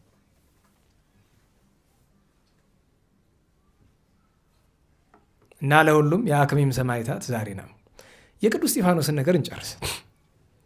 ቅዱስ እስጢፋኖስን ሲገስጻቸው ተናደዱ በጣም። ጥርሳቸው ሁሉ ተንገጫገጭ ከንዴት ብዛት የተነሳ መሬት ላይ ጣሉት፣ ጎተቱት። አንድ ሰው እንዳይቀር እንደብድበው ተብሎ በደንጊያ ወገሩት። በደንጊያ ሲወግሩት ከመወገራቸው በፊት ግን ቀና ብሎ አየ ወደ ሰማይ አይደል? ነጸረ ሰማይ ስብሐተ እግዚአብሔር እንዲል ወደ ሰማይ ቀና ብሎ ተመለከተ። ምን አየ? አንድነት ሶስትነት ተገለጠለት። ጌታችን በአባቱ ቀኝ ተቀምጦ ተመለከተ። እነሆ ሰማይ ተከፍቶ ጌታችን በአባቱ ቀኝ ተቀምጦ አለው ብሎ አለ። ምን አሉ ይባላል? ጆሮአቸው ምን አሉ? ደፈኑ፣ ጮሁ ከበብስጭት። ዛሬስ ብሎ ለሰማይ ደጅ ለእግዚአብሔር ልጅ አበጀለት አሉ ይባላል አይደል? እንዲያ ብለው እየወገሩት እያለ 2 ቃል ተናገረ። እንዴት ባላችሁ? 2 ቃል ተናገረ። የመጀመሪያዋ ቃል ጌታ ኢየሱስ ክርስቶስ ሆይ ነፍሴን ተቀበል አለ። ሁለተኛ ኦግዚኦ ኢትረሲ ቦሙ ዘንተ የጋዬ፣ ይህንን በእኔ ላይ የሚያደርጉትን ግፍ በደል አድርገህ አትቁጠርባቸው ብሏል። ማማለድ የጻድቃን ስራ ነው። አፍቅሮ ጸላእት ከጌታው ተምሯልና ጌታውን መሰለ። ጌታ ምን ሆኖ ነበረ? አባ እስራኤሎሙ ስመየ አምሩ ዘይገብሩ፣ አንድም በዘየ አምሩ ይገብሩ፣ የሚያደርጉትን አያውቁምና ብሎ ይህች ልመና አባቶቻችን ምን ብለዋል? ይህች ልመና ከእግዚአብሔር ዘንድ ደርሳ ማንን ጠራች? ቅዱስ ጳውሎስን። ምክንያቱም ከገዳዮቹ አንዱ ቅዱስ ጳውሎስ ላይ ነበረ፣ አብሮ ተባብሯል። ከዚያ ሐዋርያት አርድእት መጥተው ወለሐዋ ብዬልሃ ታላቅ ለቅሶ አልቅሰውለት ቀበሩት። በዚህ ምክንያት 8,000 ማህበር ወደ መላው ዓለም ተበተኑ እና ቅዱስ እስጢፋኖስ ምን ተባለ? ሐዋርያ በስብከቱ፣ ቀዳሜ ሰማዕት በሕማሙ፣ ሊቀ ዲያቆናት በሹመቱ ተብሏል። የሁላችን አባት ነው። ታዲያ ልባቸው ተናደደን ዝም ብለህ ትተወው ቢሉ ልባችን አይናደድ። እንዲያው የዋህ ስብከት ጥሩ ነው አይደል? ወአብደ ልቦሙ ያለውን ሀተታ ብንመጣበት እኮ ችግሩ ነው። ያስፈራል። አንዳንዱ ነገር ብትሄዱ ሄዶ በእናንተ ቋንቋ ሳምበዲን ትላላችኋል። ሳምበዲን ይነካል። እነ ሳምበዲን እንደዛ ላለመሆን ይውላችሁ። በሞቴ ለምሳሌ ፈቃደኛ ናችሁ? ምሳሌ ላደርጋችሁ እናንተን። ለምሳሌ ሱሪ ለብሰሽ አየሁሽ አንድ ቀን አይደል? ከዛ ለምን ሱሪ ትለብሻለሽ? ነውር እኮ ነው አልኩሽ። መልሱ መሆን ያለበት ሂዱ እውነቱን እኮ ነው፣ እኔ አጥፍቻለሁ፣ እንዴት እግዚአብሔር እንደዚህ ይበድላለሁ ብሎ ይቅርታ ይጠየቃል። ክርስቲያን ከሆነ። ክርስቲያን ካልሆነሳ ሁለት አለው። ከቻለ ምን አገባ ይመለከታል ይላል። ጋጠወጥ ከሆነ ጋጠወጥነቱ ግን በውስጡ የታፈነ ከሆነ ሀጥ ሰው ደግሞ የክርስትና ያልገባው ሰው ደግሞ ዝም ብሎ ምናምን በልቡ ነው። አንዳንዱ ደግሞ ይብሰዋል አይደል? ቋንቋ ሁሉም ያጥረዋል እኮ መልስ ለመስጠት የሆነ ነገር እንዲህ አለ እንደዚህ አልክ። አታስታውሱም? የዛሬ ሳምንት ነው ለሳምንት የነገርኳችሁ ሰውየው የሚዘምረው ሰውዬ የሆነ ነገር ተናገርከኝ ብሎ መተተኛ ምናምን። አስቡት እንግዲህ ለስድብ እንኳ ቃል አጥሮት ማለት ነው። በቃ ሲያስብ የመጣችለት ነገር ይሄ ሰው ቤተ ክህነት ደግሞ መቃብረት ነው የሚኖር ብሎ አጥንተው ነገሮት ይሆናል። ስለዚህ መተት ያውቀ ይሆናል። አያችሁ፣ ወአብደ ልቦሙ ይላል። እኛም ይሰማናል። በነገራችሁ ላይ እዚህ በፊት ነግሬያችኋለሁ። መንበረ መንግስት ሳስተምር ቆይቼ ድሮ በጣም እንደው አደክሙ ጨጓራ የተላጠ ከባድ ነው። በነገራችሁ ላይ እኔ እንደው አልመኝም። እዛ ስነ ትምህርት መንበረ መንግስት ናቸው ደብሩን አለ ስነ ትምህርት እንጃ ዛሬ እንጃ። እስቲ አንተ እሱ ነው የሚያውቀው። አንተ ደህና ናቸው እስቲ ጎብኛቸው ብቅ እያልክ በስመ አብ እንጃ። እንኳን ለበሱ ጭሶ ለሌላ ሰው ቀንድ ነው የሚያሰበቅሉ። እነ ሌሎቹን ስለ ተማሪዎች ስላላየኋችሁ አላውቅም ብዬ ነው። እና እዛ ተውኩ ማስተማር በብስጭት ብዛት። እና አንደኛው መጥቶ ለምንድን ነው ግን ማስተማር ያቆምክ ብሎ አለኝ። እስቲ አንዳንድ ቀንማ ትሆት ልሆን ብዬ አይ እኔ እኮ ትምህርት የለኝ ምንም እኮ አላውቅም እንደው ዝም ብዬ እኮ ነው ብዬ አልኩት። ግምጃ ቤተ ማርያም በር ላይ ነው። ምን ቢላይ ጥሩ ነው። አይ ምንም እንደማታውቅ መች ጠፍቶኝ ከኛ ትሻል እንደሆነ ብለን ነው ምቹ እንዴ ጆሮውን ይዤ ያስተማርኩት ያሳደግኩት። የሚገርማችሁ ወአብደ ልቡ ፈንቅሎኝ ወጥቶ በዚህ ሊነስረኝ ነው የደረሰ ብስጭቱ ማለት ነው። ካፌ ደርሳ የተመለሰችው ቃል ምንድን ናት? እንኳን አንተ ሊቀ ሊቃውንት እንዲህ ብለውኛ ያዕቆብ ልል ብዬ አፌ ነው የመለስኳትና ሂጄ በእውነት እመቤታችን ፊት እዚያው ግምጃ ቤት አይ እመቤት ይህን ሰው የላክሽው ዛሬ አንቺ ነሽ፣ የልቤን የትዕቢት መጠን ለማሳየት ነው። አይ ወአብደ ልቡ ልባችን አንዳንድ ጊዜ ብስጭቱን መቋቋም ያቅተናል። ለምን? አንዳንዱ ሰው እኮ ሕፃን ሰድቦትም ለመቋቋም ያቅተዋል። ሕፃን ልብ የሌለው ሕፃን የፈርዖንን ነገር አታውቅም? ሙሴ በ5 ዓመቱ በጥፊ ያቀመሰኝ ብሎ አውቆ ነው የመታኝ። እንደ እውነቱ ለሌላው ነገር ምሳሌ ሆነ እንጂ ሙሴ ሳውቆ ነው የመታው። እሱ ሳውቆ ነው የመታው፣ ጨዋታ አይደለም። እንደ ጨዋታ ይመስላል። አውቆ ነው የመታው። ለምን? ይገባዋል። ቀጥቀጥ መስራይቱ ባለ ህግ ነው የመታው፣ ያስፈልገዋል። እና አንዳንድ ጊዜ ማለት ራሳችን እንድንመረምር ነው። ሌላውን ትተን ይህንን ራሱ አብደል ምን ቢላቸው ነው እንደዛ የሆኑ ልባቸው እንዲያ የተናደደ እስከ እብደት ደረጃ የሚደርስ ንዴት ነው እኮ። ምክንያቱም ግዕዙ ወአብደ አለው። በእርግጥ አብደ ጎዳናው ትርጉሙ ብዙ ነው። እንዲህ ያለ ንዴት ለምንድን ነው ቢባል በትክክል ጥፋታቸውና ችግራቸውን ነገሯቸው ነው። እና በእውነቱ ሰዎች ሲነግሩን ደግሞ አንዳንድ ይውላቸው ደካማ ልንሆን እንችላለን። ሰዎች ችግራችን ሲነግሩን ለዕለት ልንዳድን እንችላለን አይደል? ግን ምን ይባላል? እንዴት ዋላችሁ? ከገጠሙኝ ጎንደር ውስጥ ካሉ አድባራት አንዱ ላይ በፊት ነው 10 ምናምን ዓመት ላስተምር ሄድኩኝ እና ሳስተምር አለቃውን ስማቸውን አልጠራሁም። እኔ እንዲህ ያለ ነገር አልወድም። ብፁዕ አባ ገሌ እኔ ለማን ነው የምንጠራው? በነገራችን ለነገሪቱ የተጀመረች ለምንድን ነው? አዲስ ጳጳስ ሲሾም ለማስተዋወቅ እንዲያውቁት ለማድረግ ወይ ደግሞ እንግድነት ሲሄድ ማውቁት ለመንገር ነው አይደለም? አንዴ ከታወቀ በኋላ ስሙ የሚጠራ እግዚአብሔር ነው እንዴ? እሱ እውነቴን ነው። እኔ በጣም መጥፎ ልማድ እሱ ነው። እንደው ግድ ቢሆን እንኳን ለምሳሌ የኔታ ሊቀ ሊቃውንት ካሉ የኔታ ተብሎ ይታለፋል። ወይም ደግሞ እውነተኛ አባቶች ካሉ ስማቸውን ጠርቼ በረከት አገኛለሁ ብሎ የሚያስብ ሰው ካለ ሊሆን ይችላል። እና እኔ ክቡራን አባቶች ሊቃውንት፣ ወንድሞቻችን እህቶቻችን ብዬ ፈጣሪን አመስግኜ ወደ ትምህርቱ ገባሁኝ። ቱግ ብሎ ተነስተው ሄዱ። አስተዳዳሪው አሁንም አሉ እዛው ደብር የሚያስተዳድሩ ባለፈው ምናምን ቪዲዮ ይዛችሁባቸው የነበሩት ማለት ነው። እና እኔ ወደ ትምህርት ነኝ። ልክ ትምህርቱ ሊያልቅ ሲል መጡ። አይ ብዬ ትምህርቴን ጨርሼ ለመድረክ መሪው ሰጥተው እሱ ሰጣቸው። ንጹሕ አጓን ያዙና አቡነ እንዲሉን የተሰጣቸው ምን ክፉ ዘመን ደርሰን ይላሉና አይ መከራ ደግሞ ምን ተፈጠረ ላሉ ቁጭ ብዬ እንዲያው አባቶች የማይከበሩበት ዘመን፣ ቅዱሳን የተናቁበት ዘመን ይላሉ። ማን ነው ቅዱሳን የሚነቅ? ኋላ ይሁላችሁ አሁን ዛሬ ታዲዮስ አይደለም ሐምሌ 2 ቀን ነው። እንዴት ቅዱስ ታዲዮስ በዕለተ በዓሉ ስሙ ሳይጠራ አንድ ሰባኪ እንዴት ታዲዮስን ሳይጠራ ምን እንዳልኩ ታውቃላችሁ? የሚገርመው ነገር አጣጣሚ ሚካኤል ስለ ቅዱስ ታዲዮስ አስተምሬ ስመጣ እባክህ የንስሐ ትምህርት ስጠን ብለውኝ ስለ ንስሐ ነው ዘኛ ያስተምርኩ። ስለ ቅዱስ ታዲዮስ አጣጣሚ አስተምሬ ያለውኝ። አይ አሁን ይሄ ቅዱስ ታዲዮስ ይሄ ዘለፋ አንተ ነው፣ በትክክል ዘለፍከኝ፣ ምንስ ቢሆን መጨረሻ ላይ ስምህን ብጠራ ምን አለ ብዬ እኔ በቅን የወሰድኩት።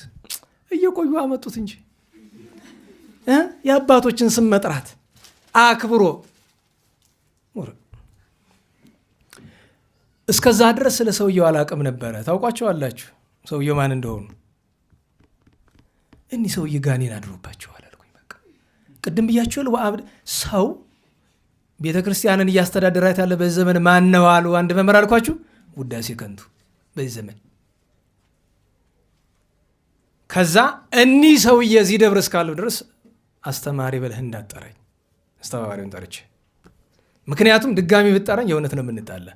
ምክንያቱም መድረክ ላይ አወጥቼ ምንድን ነው ትሶ ሸቃጭ ናቸው፣ ነጋዴ በቤተክርስቲያን ላይ የሚነግዱ ሌላ ምን አላቸው? የሰው ነውር መጎልጎል አይገባም እንጂ ወንድሞቻችን ሞባይላቸው ያለውን ብትከፍቱት መቼውን ሰው ፊት አይቆሙም። ሰውየው እስከዚያ ድረስ ነውርን በካሜራ እስከ ማስቀረጽ ድረስ ነውር አይደለ? እስከዚያ ድረስ የደረሰው ደግሞ በመድረክ ስጥሩኝ ብሎ ይጓደዳል። እንዴት ዋላችሁ?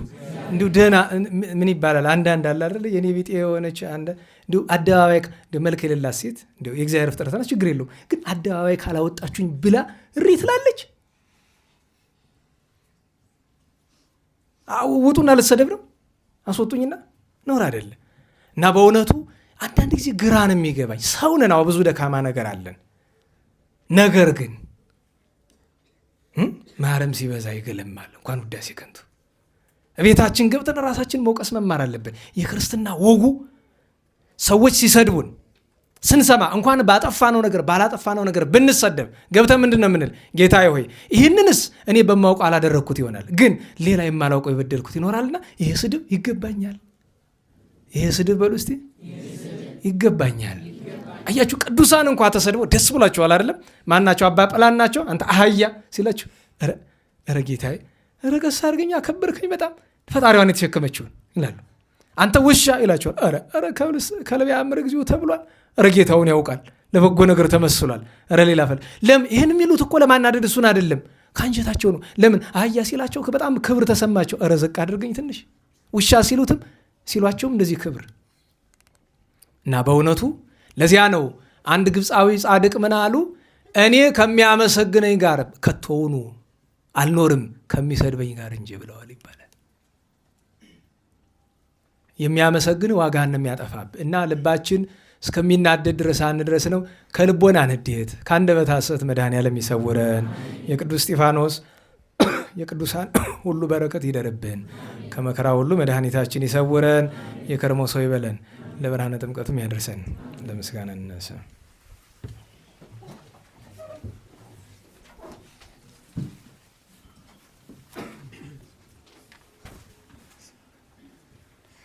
አድኅነነ ሕዝበከ ወባርከነ ርስተከ ሀበነ ኃይለ ወመዊአ ለአግብርቲከ ለእለ ንጽሐ ስመከ እቀበነ ውሉደ ሕዝብከ ወእስራነ በኃይለ መላእክትከ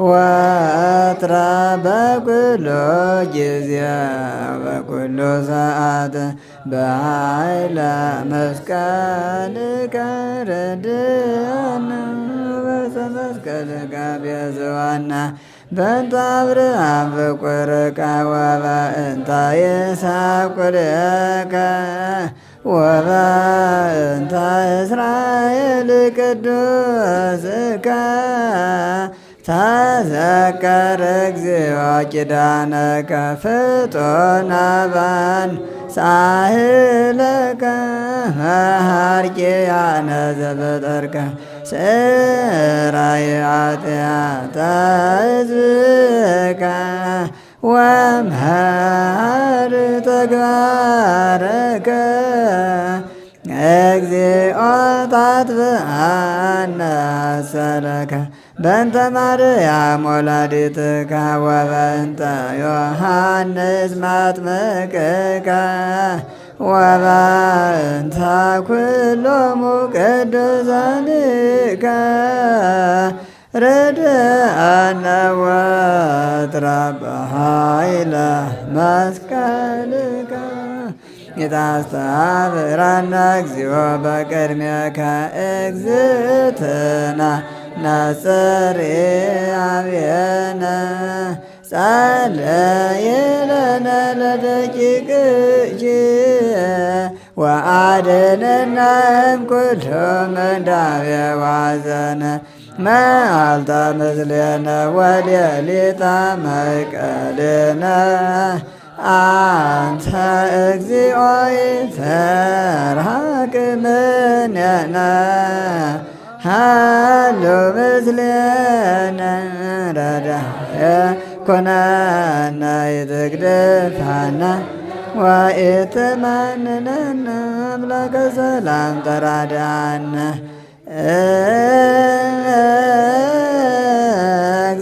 እግዝእትነ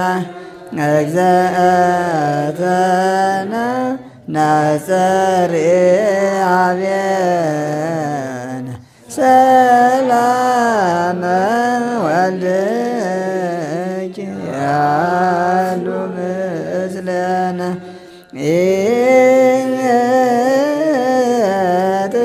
ኢትግደፋነ ኢትግደፋነ ወኢትመንነነ አምላከ ሰላም ተራድአነ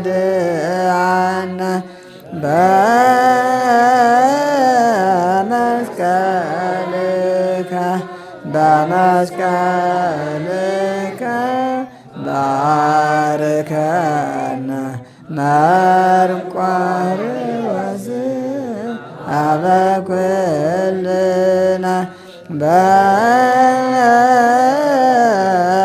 በኪዳንከ በኪዳንከ ተማፀነ አብየ እግዚእ አበኩልነ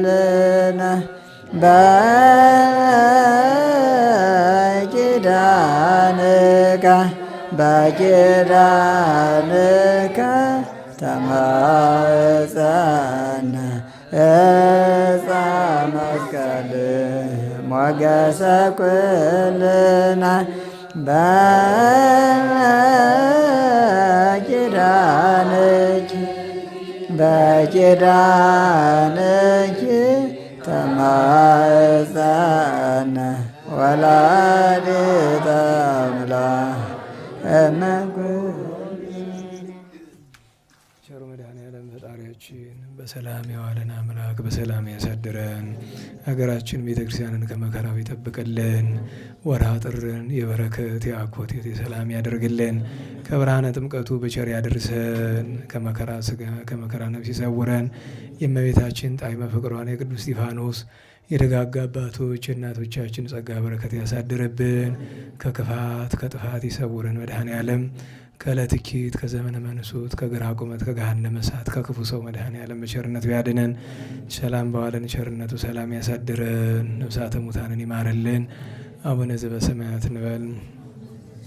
ይትቀደስ ስምከ ትምጻእ መንግሥትከ ወይኩን ፈቃድከ በከመ በሰማይ ከማሁ በምድር ሲሳየነ ዘለለ ዕለትነ ሀበነ ዮም ኅድግ ለነ ከመ ንሕነኒ ንኅድግ ለዘአበሰ ለነ ኢታብአነ እግዚኦ ውስተ መንሱት አላ አድኅነነ እምኩሉ እኩይ እስመ ዚአከ ይእቲ መንግሥት ኃይል ወስብሐት ምስላመ ቅዱስ ገብርኤል መልአክ ኦ እግዝእትየ ማርያም ሰላም ለኪ ድንግል በሕሊናኪ ወድንግል በሥጋኪ እምእግዚአብሔር ጸባኦት ሰላም ለኪ ቡርክት አንቲ እምአንስት ወቡሩክ ፍሬ ከርሥኪ ተፈሥሒ ፍሥሕት ኦ ምልዕተ ጸጋ እግዚአብሔር ምስሌኪ ሰአሊ ወጸልዪ ለነ ምሕረተ በፍቁር ኢየሱስ ክርስቶስ ከመ ይስረይ ለነ ኃጣውኢነ ተማኅፀነ ብኪ ስብሐት ለአብ ስብሐት ለወልድ ስብሐት ለመንፈስ ቅዱስ ይእዜኒ ወዘልፈኒ ወለዓለመ ዓለም አሜን። ስለነበረን ጊዜ ቅዱስ እግዚአብሔር አምላካችን ስሙ የተመሰገነ ይሁን። አጭር መልእክት በ4 ቅዱስ ዮሐንስ ወንጌላውያኑ ስለሚዘክሩ ማዋጣት ከፈለጋችሁ ትችላላችሁ። ስለዚህ ደጅ ላይ አለ 10ም 20ም 30ም የቻላችሁትን ያክል አዋጡ። አዋጡ ምንላችሁ በረከት እንድትሳተፉ ነው እንጂ እኛ ለቅዱስ ዮሐንስ የሚሆን ዝክር ልናጣ አይደለም። እንዲያው የሚበቃውን ያክል መዘከር እንችላለን። ግን በረከት መሳተፍ የምትሹ ካላችሁ የወልደ ነጎድጓድ ዝክር መሳተፍ ትችላላችሁ። ከበራሉ ነው። በ6 ረቡዕ ጉባኤ አለ የሚል ወረቀት ልከዋል ወንድሞቻችን። ረቡዕ ጉባኤ አለ ብለዋል።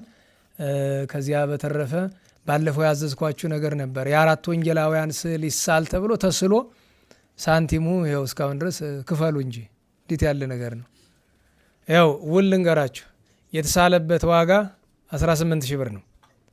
በነገራችሁ ላይ ያንኑ ስዕል ሌላ ሰዓሊ ብታሰሉት 35,000 ብር ነው።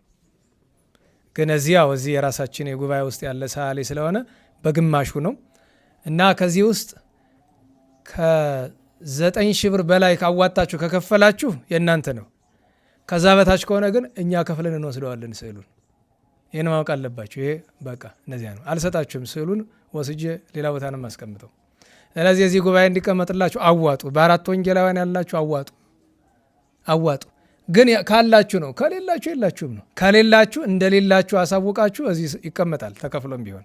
ስለዚህ 1ኛ ወንጌላዊ ክፍል የተወሰነ እንዳዋጡ ሰምቻለሁ። ሁላችሁም አዋጡ የችሎታችሁን። 1 ብር ከሆነ ያለ 1 ብር አዋጣ። 1,000 ብር ከሆነ ያለ 1,000 ብር አዋጣ። ያለህን ያክል አዋጣ። በቃ ስዕል አድኖ አይገዛም። በእውነቱ ለእጁ ስራ እንክፈል ነው እንጂ ስዕል አድኖ መንፈሳዊ ነው። መጽሐፍ ስንገዛ ምን ከፍለው ለመጽሐፉ አይደለም። መጽሐፍ አይሸጥም፣ አይገዛም። ቅዱስ ቃል የእግዚአብሔር ቃል ይሸጣል? አይሸጥም። ቅዱሳት ስዕላት ይሸጣሉ? አይሸጡም። ነገር ግን መጽሐፉን ሲጽፍ ሲያሳትም ለደከመው ድካምና ላወጣው ወጪ ነው የምንሰጠው እንጂ ለመጽሐፉ አይደለም ክፍያው። መጽሐፍት ዋጋ የላቸውም። ስዕልም እንደዛ ነው። ስዕላት አይመጠኑ፣ ዋጋ የላቸው። በዚህ ዋጋ አይባሉም። መንፈሳዊ ነገር ዋጋ አይወጣለትም። እና እሱን ማስታወሻ ለመስጠት ነው። በአጭር ቅዱስ እስጢፋኖስ በተገደለ ቀን እመቤታችን ያለቀሰችው ለቅሶ ሲተረክ ሰምታችሁ አታውቁም አይደል? መድኃኒት ይሁነን መድኃኔዓለም። እንቅፋት ሳይመታን እሾህ ሳይወጋን ኃጢአት ሳይሰለጥንብን በደልም ሳይገዛን የብርሃን መላእክት በፊት በኋላ በቀኝ በግራ እየጠበቁን ለጊዜ ወደ የቤታችን ለፍጻሜው ተስፋ ወደምናደርገት መንግሥተ ሰማያት ከተከፈተች ገነት ከተነጠፈች ረፍት ከአባቶቻችን ርስት ሁላችን በሰላም ያደርሰን። ስብሐት ለእግዚአብሔር ልዑል ወለወላዲቱ ድንግል ወለመስቀሉ ክቡር ዘወፀ ኃይል አሜን።